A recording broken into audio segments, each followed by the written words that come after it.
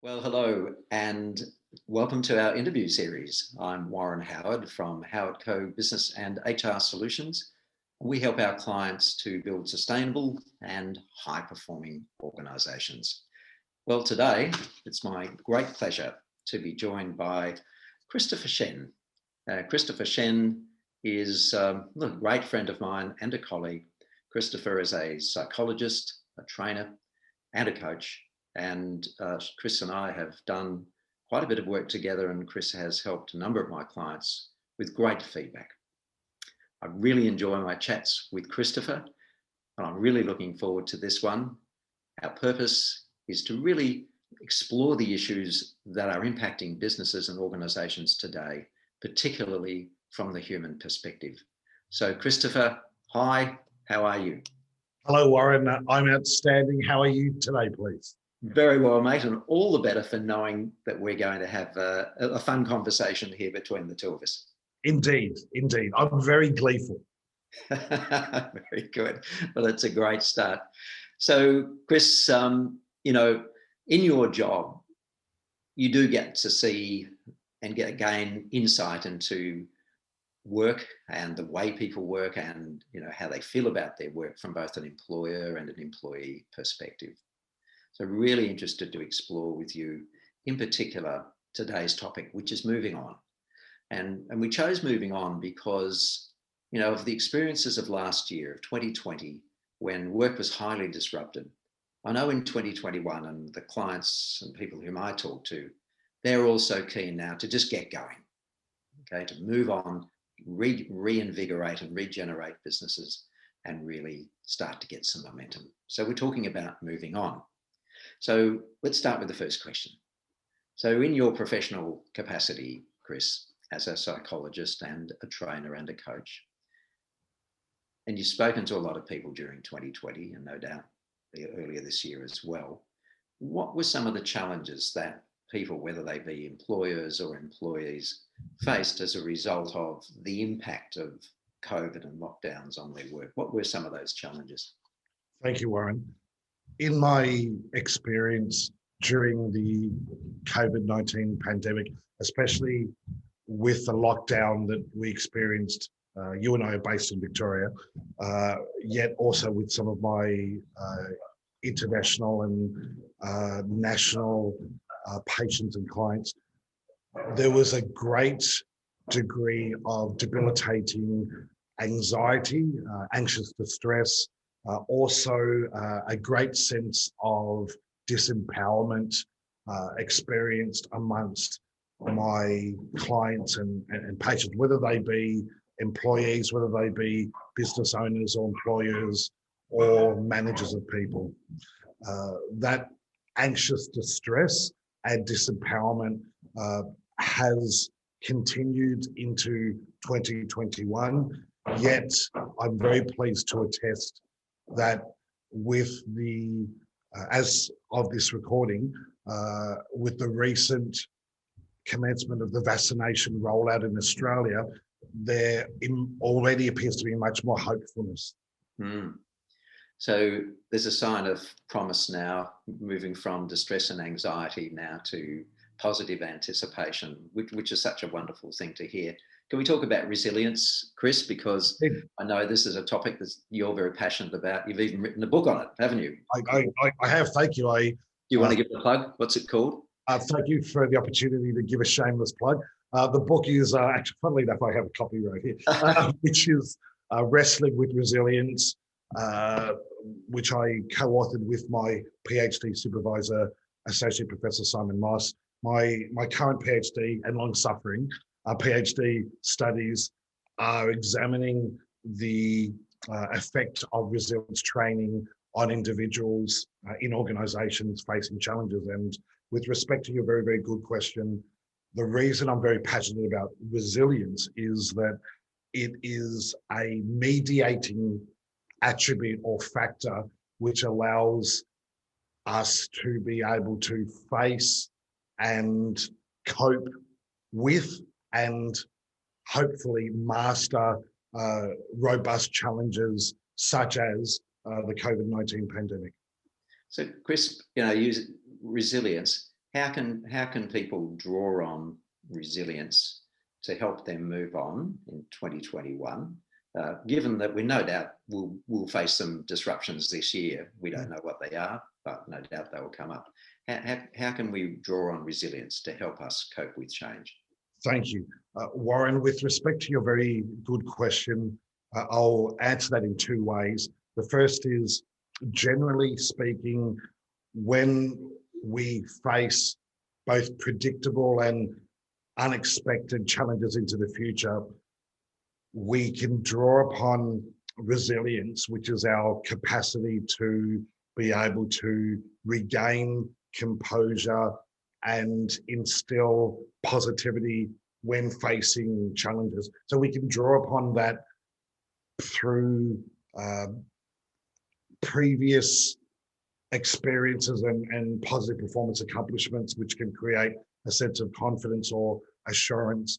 And we can also undertake some practical skills and activities that can restore our positivity.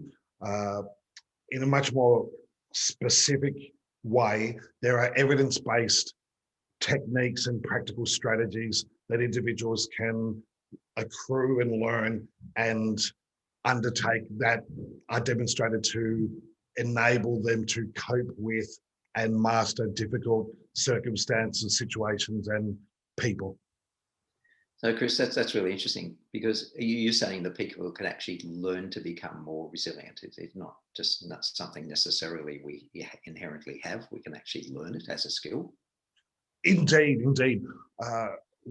Like with many temperamental and personality attributes, there is a natural normal distribution of capacity within people in a population. Some people will have really strong, naturally developed resilience and what performance psychologists like to call mental toughness, Warren, whereas others may not have been born with or developed or been entrained or instructed in techniques or strategies or experiences which have developed natural resilience. Yet if they're coachable, then they can certainly successfully learn and accrue practical tips and strategies which can successfully help them be resilient. And one of the key factors there, as you will no doubt recognize acutely with your experience as a coach, is the coachableness, the coachability of the individual. Thank you, Chris. I think that's very reassuring for everyone. Now, we talk about experiences then. One of the experiences of 2020, of course, was working from home. Very suddenly, everyone had to shift. This was back in March of 2020, very quickly shift from, in many cases, an office-based environment to one where they were working in a disconnected way from home. But for the most part, we adjusted. People did adjust. And our communications had to adjust with it.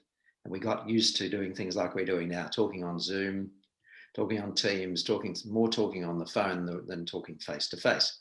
What I felt was, and this was a positive, that our communications became a little bit more human. We were all of a sudden talking to people in their own homes, in their natural environments. We started to dress less formally. We relaxed a bit more. I know if I look back at how I was dressing at the beginning of March last year and how I'm dressing now for my interactions, I've certainly become more casual. But with that, I think it's helped break down some of the barriers in a strange way. Even though we've introduced another one, I think our communications have become a little bit more human. Would you agree with that? Or what was your observations about how we communicated? Thank you, Warren. I can attest to your greater familiarity and comfort. I was shocked to see you not wear a tie this morning when we. No, I joke. I withdraw that, Warren. You look very comfortable and very, very smart. Yet, as a wry observation, absolutely, I agree with you. I absolutely agree. I firmly believe that the use of video conferencing technology has created a sense of familiarity especially because the user and the recipient are often comfortable at home and safe. Because remember, we're still in a global pandemic. True. So I absolutely agree with your deductive hypothesis. Knowing that, of course, people are individuals, I also disagree at the same time. And that is based on observations that some people, some Australians have and face difficult circumstances at home. And that might not be something sinister, it might be something practical, like several siblings and parents all jammed into and trying to all work and study in a very, very small environment. And so getting on each other's nerves and space might become an issue. Being able to, as a parent, as I know you belovedly are, being able to parent whilst also conducting work at home might be difficult. And then, of course, there are those individuals who are isolated. They live by themselves and they have been experiencing great isolation and loneliness, and they've not enjoyed working or studying or operating from home. Thank you, Christopher. I think that, give us some insight into the different circumstances that people faced and had to manage while working from home. Thank you. So, all right, let's go back to your other favorite topic, wrestling. Okay. So there is an issue that employers and employees are wrestling with right now, and that is returning to the workplace. So while it was disruptive to have everyone working from home, we got used to it. And now, of course, we have the opportunity to start migrating back to the workplace where people wouldn't normally work in an office, for example. That seems to be posing challenges for people from both perspectives, from the employer's perspective and the employee's perspective. The employers obviously have a desire to have people back in the office. They see that's where collaboration takes place and teamwork takes place. At the same time, there would be some employees now who, for whatever reason, are feeling more comfortable working from home and would prefer to do that. So we haven't reached the answer yet. There's talk of, the hybrid workplace, but we don't actually have a formula for what that looks like. People are actively working on that right now. Indeed. So what advice have you got to help people who are going through this exercise at the moment of trying to think about, how can we arrive at that best solution for everyone, for the workplace, the employer and the employee, when we return to work? Thank you, Warren. You mentioned the hybrid model, that is employers creating a workplace where employees and team members are able to, in a week, work some days from the workplace and then some days from home, staying networked in and also by telephone and so forth. And indeed, there's even complexities being devised at the moment of that hybrid model, that perhaps a certain percentage or chosen essential number of roles in a workplace might spend more time in a workplace because of the nature of his, her, or their role, and others might be able to spend more time working from home. So certainly I am aware that this is currently being devised by many different employees and many different professions and industries.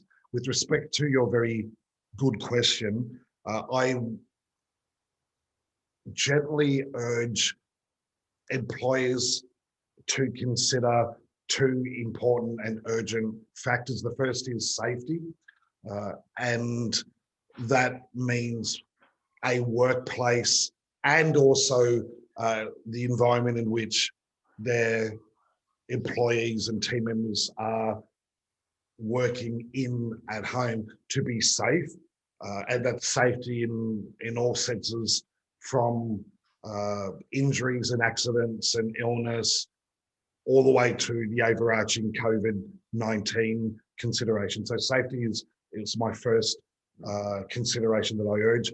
or recommend to consider. And the second is around psychological comfort and mental health, in as much as you described really nicely, for any number of reasons. Some people feel much more comfortable working from home now. Others are looking greatly to return to the workplace. And once again, that normal distribution of individual difference applies here. So I, as that second factor, encourage employers to consider the mental health of their people. And one of the best ways to foster mental health is to keep people informed. So to share constant, prevalent, regular information about this is what we're considering. These are some options. Survey the workforce, and that evokes a sense of engagement that people genuinely feel that their viewpoints and their considerations are being taken into account in decision making, and also to provide employee assistance program support for anybody who is feeling uncertainty all the way up to emotional distress as we look into this unknown, ambiguous environment.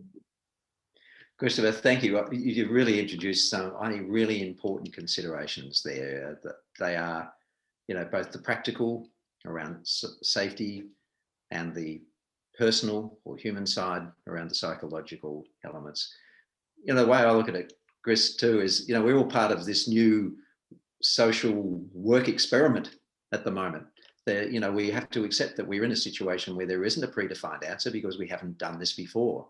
Indeed. This is taking workplace flexibility to a new level, one that we hadn't contemplated in the past, and we've had to do it quite quickly.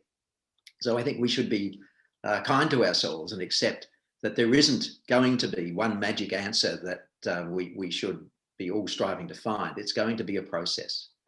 And an important part of that process is about the two-way communication that will enable everyone to start understanding each other's point of view around what the new world of work looks like.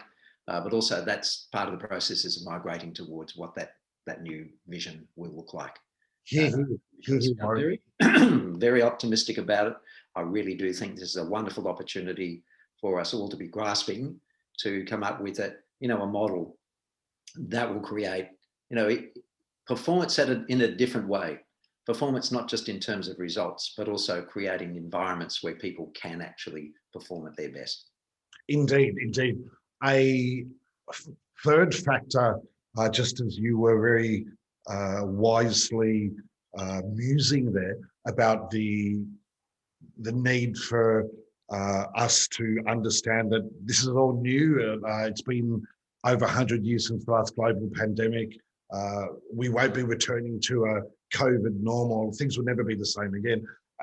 And that third factor, therefore, I believe is important for employers to consider with their teams is empathy, is being empathetic and seeking to understand what their valued team members are going through and some of the concerns, their beliefs, and also what are the considerations that their workforce and their customers and their stakeholders and their supply chain providers, anything and everyone are going through and considering, and a healthy application of empathy will also engender trust in the recipients. Wonderful words, Chris. Well, you've answered my 5 questions brilliantly. I always knew this is going to be a really fantastic engagement, great conversation, and just a continuation of the great conversations we normally have.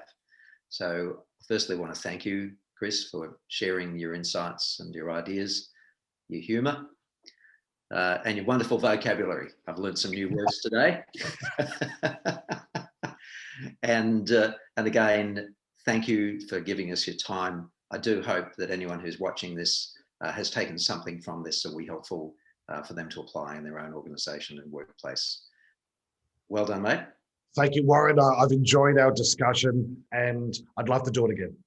Me too. Thank you, Chris. Have a great day. Virtual fist bump. Kaboom!